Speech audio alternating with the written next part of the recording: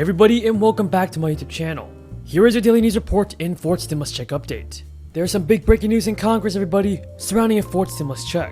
In fact, another round of $1,400 stimulus checks was just sent out, and more than half of Americans in the country support the move of some states to end the $300 weekly supplement to unemployment benefits, months before it officially expires. What are your thoughts on this, everybody?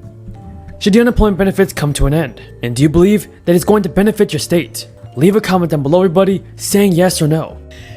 For millions of Americans, Social Security is a lifeline. Nearly 2/3 of all seniors depend on it for most of their income. It keeps 15 million people out of poverty. And for millions of people who suffer accidents, who get sick, Social Security disability insurance is there when they need it. Now, according to the IRS, more than 1.8 million stimulus checks were dispersed in the last 2 weeks from the latest batch of payments. And this brings the total number of payments in the third round to 167 million, including add-on payments for underestimated checks that were already sent out. And this is good news for those of you that have not received your third stimulus money yet. The IRS said in a press release on Wednesday, approximately $391 billion in stimulus payments have been sent out to Americans so far, and about 87% of the $450 billion earmarked for direct relief. Guys, tell me in the comments below, did you receive your fourth stimulus check yet? Tell me your thoughts on this, everybody, in the comments. More than 900,000 payments were sent to people who previously didn't have information on file at the IRS, but recently filed a tax return. This batch also included more than 900,000 plus of payments for people who had their stimulus check calculated based on the 2019 tax return, but are not eligible for a bigger payment. And this could be the case for people whose 2020 income was lower than the 2019 income, because it would give them a larger payment. In addition, folks, about 900,000 of those payments were directly deposited into Americans' bank accounts, while the remaining payments were mailed as paper checks or prepaid debit cards. The IRS will continue distributing the payments on a weekly basis. Social Security, SSI, SSDI, and railroad retirement benefits, and even VA beneficiaries are eligible for the payment, even if they didn't file a 2019 or 2020 tax return. In the beginning of this year, there were still an estimated 8 million outstanding stimulus checks from the CARES Act, which was passed in March of 2020. And the good news is that it's not too late to claim the money. One expert told CNBC, if you did miss that filing deadline this year, it's not too late to file a return.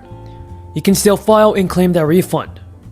The federal government has pumped about $4 trillion into the US economy since the crisis began in March 2020, sending cash directly to households, boosting unemployment benefits, and creating several new grant and loan programs for businesses.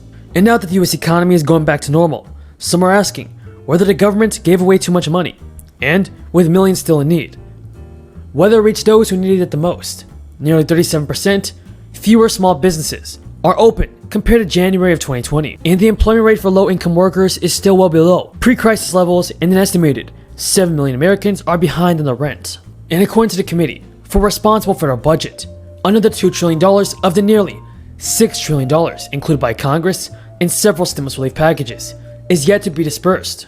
The latest piece of legislation, which passed in March, authorized $1.9 trillion in spending on benefits for states, businesses, and individuals, including advance payments of an expanded child tax credit, which will send families with children thousands of more dollars starting July 15th. The Committee for Responsible Federal Budget said that Congress created a variety of loan and grant programs for small business owners, many of whom had to shut their doors because of state and local lockdown rules throughout the crisis. The Paycheck Protection Program, created in March 2020, reached the most businesses, delivering more than 11 million loans worth nearly $800 billion that the government will forgive. In addition, everybody, a total of $567 billion in unemployment benefits have been paid throughout 3 federal pandemic-related programs that enhanced payments, expanded eligibility, and increased the duration of payments. They were authorized by Congress in March 2020 and have been renewed twice since.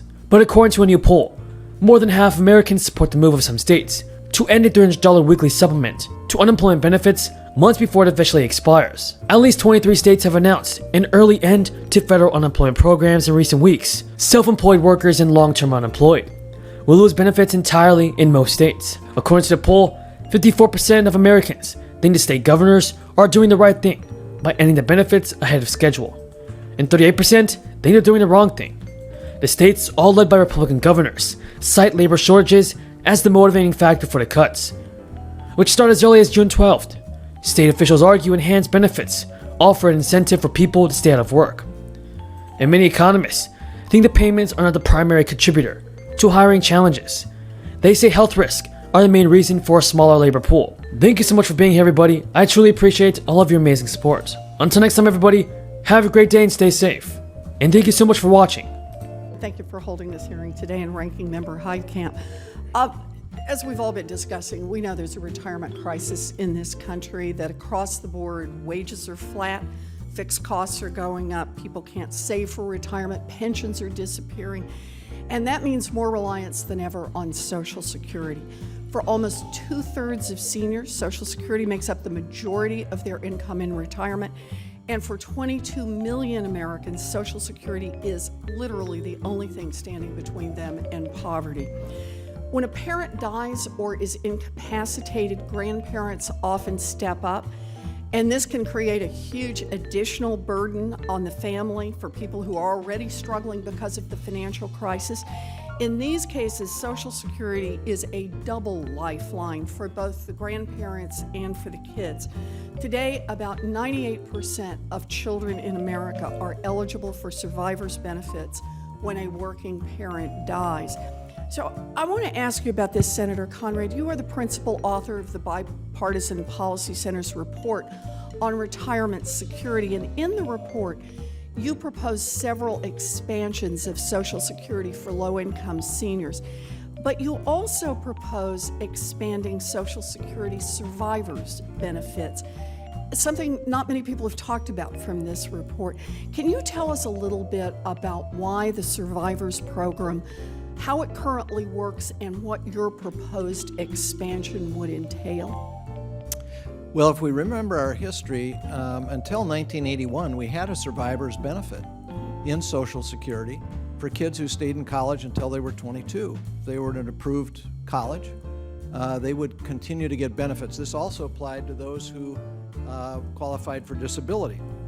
And this made a major difference to thousands, tens of thousands of kids who were survivors, tens of thousands of people who had a disability, that they were able, if they stayed in school, to get an additional Social Security income.